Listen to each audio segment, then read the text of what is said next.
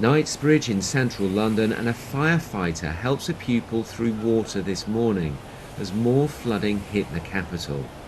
The water's got into this restaurant as businesses here struggle to keep out the deluge.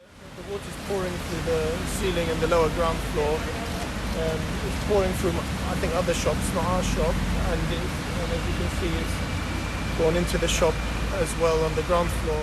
I just got here as quick as I, got some wellies on the way, got here as quick as I could. And then, as you can see, it's quite a disastrous site here. The whole of the shop is completely covered in mud. We had 4 to 5 inches of water.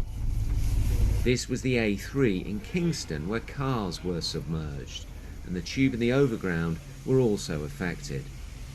Just a few weeks ago, we reported on more floods in the capital. This was Hampstead.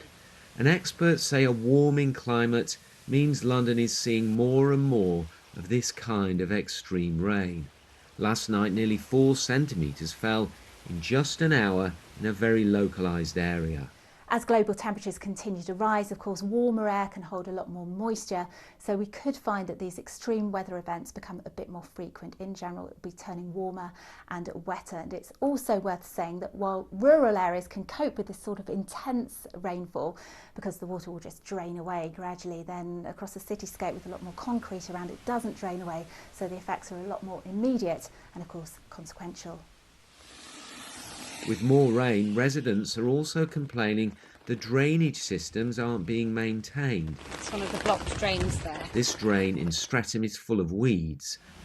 Experts say the Victorian system can't cope with regular flash flooding. And transport bosses say there's still work to be done to make infrastructure more resilient. If you look at the impacts on New York and parts of Germany of recent rainfall events, you could say to a degree we were lucky that we didn't have that level of water. So we absolutely need to plan for this now, and we really must do so with some urgency in terms of keeping it front and centre of how we operationally respond. The Mayor says once again the dangers of climate change have moved closer to home. He wants more funding and more powers to tackle it. Tom Edwards, BBC London.